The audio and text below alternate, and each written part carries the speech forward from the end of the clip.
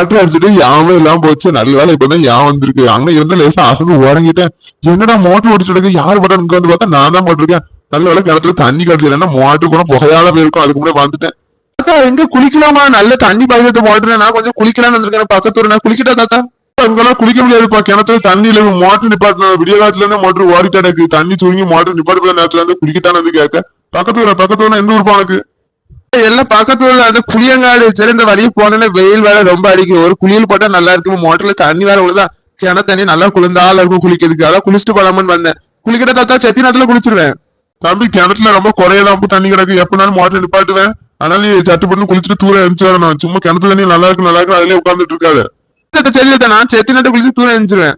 இப்போ அப்படி குளிச்சுட்டு நான் வயல் போல அப்படி தண்ணி போய் நிறந்துட்டு ஒரு எட்டு போய் பாத்துட்டு வந்து மோட்டர் நிப்பாட்டுவோம். அதுக்கு முன்னாடி நீ குளிச்சு தூரம் வந்துரு. குளிக்க சாக்கு சொல்லி சங்கீதா கிணத்துக்கு வந்தாச்சு. சங்கீதா வந்தா பேசிடலாம் என்ன ஏதுன்னு. அவளை வேற ஆளை காணும். எப்படி கிணத்துக்கு வரணும் ஒரு நம்பிக்கையில நாங்க வந்திருக்கேன். குளிக்கணும்னு வந்துடணும் கடவுளே. அவ எப்படியாது ரெண்டு பொம்பளை பிள்ளை இருக்கான்னு பேரு. ஒருத்தியாவது அடுப்பான உள்ள இருந்து அடுப்பு சொல்லி பார்க்காத. ஒருத்தி பார்க்க மாட்டாக்கா.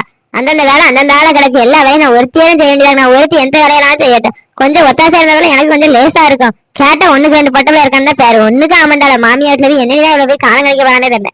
என்னம்மா அடுப்பானில இருந்து தனியா நின்று பேசிட்டு இருக்க? உனக்கு என்னாச்சு? உடம்பு எதுவும் சரியில்லையா? தனியா நின்று பேசிட்டு இருக்க? ஒண்ணுக்கு மூணு பொட்டை பத்திச்சிருக்கோம்ல மாதிரி என்ன செய்ய? ஏன் தலையெழுத்து நான் தனியா நின்று புலம்ப வேண்டியதா இருக்கு. ஏன் மாமியா எல்லா வேலையும் செஞ்சு இருக்கணும். படாத பாடு பத்தா நீ பாத்துக்கிட்டே இருக்கல. நீங்க ஒரு வேலை செய்ய மாட்டேங்கல. அப்படி இருக்க செம்பு தானே இப்போதைக்கு வைக்க மாட்டேங்கல. மாமியார் வீட்டுல என்னதான் காலம் கழிக்க போறானே தெரியல. உங்களை கல்யாணம் பண்ணி விட்டா நான் தான் வயிற்று நெருப்பு கட்டிட்டு இருக்கணும் போல. எப்ப பார்த்தாலும் இந்த கதையே பாடிட்டு இருக்கீங்க. வேற கதை எதுவும் உங்களுக்கு கிடைக்கலையா? எங்க வாழ்க்கை எப்படி வாழணும்னு எங்களுக்கு தெரியும். உங்க மாமியார் மேல எங்க மாமியா இருக்க மாட்டா. எங்க மாமியா எங்களுக்கு எல்லா வேலையும் செஞ்சு தருவா. அதை பத்திலாம் நீ பயந்துகிட்டு இருக்காதம்மா. சும்மா இருமா. எப்பவும் அதே பத்தி பேசிட்டு இருக்காத. ஆமா எல்லா மாமியாரும் சோறு பங்கி கையில போட்டு வந்து தருவா. கையில கனவு கண்டுட்டு சின்னதாய் மாமியா சின்னதாய் என்ன பாடுபடுத்துதா பாத்துக்கிட்டாலும் இருக்கல. அதே மாதிரி ஒரு குடும்பம் உங்களுக்கு கிடைச்சு என்ன செய்வேன்? மாமியா கையில பங்கி தரா. கையில பங்கி சரி எங்க அடுப்பாளையில ஒரு வேலையும் செய்யாண்டா. உன் துணி போல நிறைய அழுக்கா அந்த கிணத்துல வந்து கொண்டு மோட்டர்ல வந்து துவச்சு கொண்டு வரலாம்ல. அதையும் நானே துவச்சு பண்ணுவாங்க. தோளுக்கு மேல வாழ்ந்து எல்லா வேலையும் நானே செஞ்சு கொடுத்துருக்கேன். போ அழுக்கு துணி எடுத்து துவச்சு கொண்டு போ. எப்பவுமே நீ வாயை மூடிட்டு இருப்ப. உறங்கு போது மட்டும்தான் வாயை மூடி இருக்கு மாதிரி எந்த நேரமும் என்னத்தையாவது லொடன்னு பேசிக்கிட்டே இருக்கேன். நீயே எங்களை மாமியா மாதிரி குடும்பப்படுத்த. இது வேற தனியா மாமியா வேற வேணுமாங்க. மாமியா நீ அம்மாவா இருந்தாலும் போற வீட்டுல மாமியாலாம் இருப்பா. நீ எந்த பாடுபடுத்தானே மாமியா அப்ப எந்த பாடுபடுத்த. நான் போறேன் துணியை கொண்டுட்டு. பிள்ளைய பேரு பிள்ளைய என்ன வாய் பேசாத. இந்த சின்னதா இப்ப என்ன வேலைனாலும் செஞ்சுட்டா. மாமியா என்ன குறைபாட்டு பாடுற. இங்க இருக்கும்போது எல்லா வேலையும் கத்துக்கிட்டு போவானா. இவன் என்னடா தலகணத்துல பேசிட்டு போற. தலகணத்துல மாமியா சோறு போய் கையில கொடுப்பாங்க. கையில அப்படி எந்த மாமியா கையில கொடுத்தா எவன் வாங்கி தின்னா பாத்தா போல போவா எல்லாம் மாமியாட்ட. மாமியா விளக்க மாத்த வந்து மூஞ்சில துப்பா. அப்ப தெரியும் சில்லாட்டை வச்சு காத்துல விடுவா. அப்பதான் தெரியும் இந்த ஆத்தாளோட அருமை உனக்கு. எப்ப பார்த்தாலும் என்னத்தையாவது ஒண்ணு சொல்லிக்கிட்டே இருக்காப்பா எங்க அம்மா. சரி இதெல்லாம் எனக்கு எங்க அம்மாவை அப்படி பிடிக்கிட்டு எங்க அம்மா எனக்கு பிடிக்கவே மாட்டேங்குது. வர என்னத்தையாவது ஒண்ணு சொல்லிட்டு இதுக்காண்டே நம்ம சீக்கிரம் கல்யாணம் முடிச்சு தூர போயிடணும். பக்கத்துல இருந்தா இப்படிதான் என்னத்தையாவது ஒண்ணு சொல்லிக்கிட்டே இருப்பா. சொன்னதே சொல்லிக்கிட்டே இருக்கா. எரிச்சலா இருக்கு எனக்கு.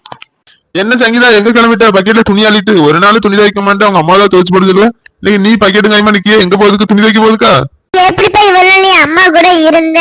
சரி நானா அப்பவே ஓடிட்டு போய் வீட்டை விட்டு. அம்மா சும்மாவே இருக்க மாட்டேங்க. அது இதுன்னு புழுன்ட்டு ஏதாவது ஒண்ணு சொல்லிக்கிட்டே இருக்கு.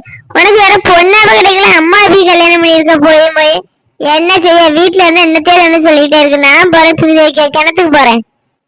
பார்த்தா அப்படிலாம் சொல்லக்கூடாமா. நீ என்ன சின்ன பிள்ளைக்கு பெரிய பிள்ளை ஆயிட்டாரு. அம்மாக்கு எல்லா வேலையும் செஞ்சு கொடுக்கணும் இல்ல. நீ சும்மாவே உட்காந்து கண்ணாடி முன்னாடியே இருந்துக்கிட்டு அம்மா கோவம் வரதான் செய்ய. அதான் அம்மா சத்தம் போட்டு இருக்கு. இதுல என்ன இருக்கு?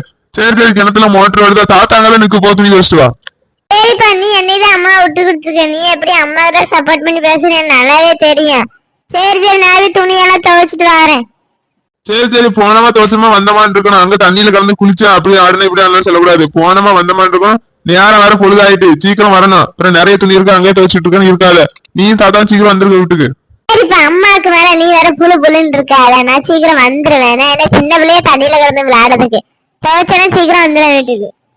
ஏடி சங்கீதா எங்க போற? அழுக்கு துணி வாரியமா எங்க இடுப்பு வச்சுட்டு ஆட்டிக்கிட்டு போறே. கிடுக்கிட்டு பிடிக்கணும். இடுப்பே இல்லாத என்ன ஆட்டு அந்த இடுப்ப ஒரு வாரமா இருக்கட்டும். இடுப்பு உடஞ்சிடாம. சரி ஒரு நாள் அழுக்கு துணி எடுத்து துவைக்க போக மாட்டேம்பியா? துவைக்க போவான்னு போக மாட்டேன். எங்க அம்மா தச்சு எங்க அம்மா தச்சு போட அப்படிம்பியா? நீ அழுகிட்டு போறே வாரியில என்ன கதை? கிளவி ஒன்னால எனக்கு இப்ப பிரச்சனை. நீ இருக்கிற எனக்கு பெரிய கேட. சீக்கிரம் சாவி முடிக்கணும். சாக்காலமும் வர மாட்டேங்க. நல்ல ஆள்லாம் சாவுது. உனக்கு ஒரு நாள் சாக்கால வர மாட்டேங்க.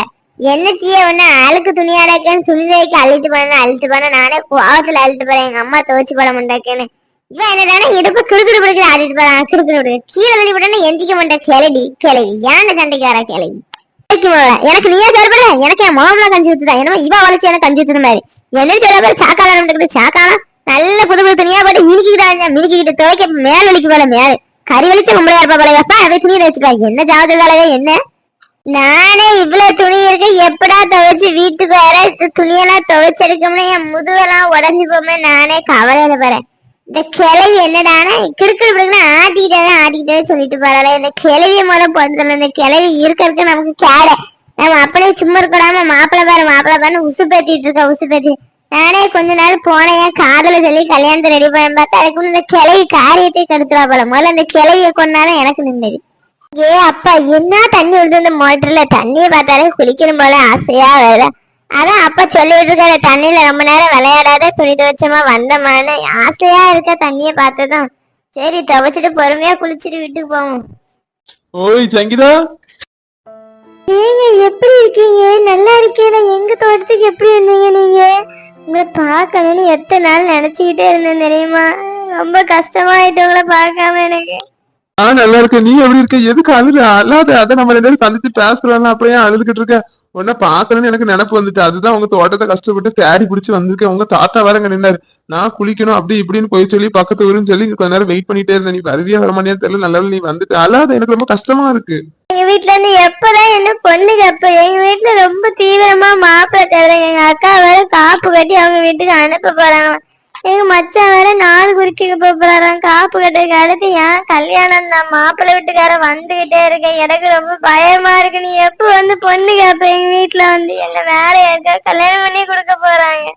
அல்லாத இப்படி அழுதுகிட்டே இருந்து பண்ண. என்னைக்கு நான் உன்னை பார்க்க வர மாட்டேன். நானே என்னைக்காவது ஒரு நாள் வரேன். அன்னைக்காவது சந்தோஷமா சிரிச்சு பேசணும்னு வந்தா நீ இப்படி அழுதுகிட்டே எனக்கு ரொம்ப சங்கடமா இருக்கு. நான் எப்படியாவது எங்க அம்மா அப்பாவோட வந்து பொண்ணு கேட்பேன். கழுத்துல நான் தான் தாரிக்கிட்டு. நீ பயப்படாத. பயப்படாம இரு. அல்லாத வீட்டை தர மாட்டாங்க சொன்ன என்ன செய்வேன்? அது எங்க பாட்டி எப்பவும் என்ன கண்காணிச்சுட்டே இருக்கு. நான் எங்க போறேன் எங்க வாரேன் என்ன செய்தேன். என் பாட்டிக்கு என் மேல ரொம்ப சந்தேகம் வந்துட்டு.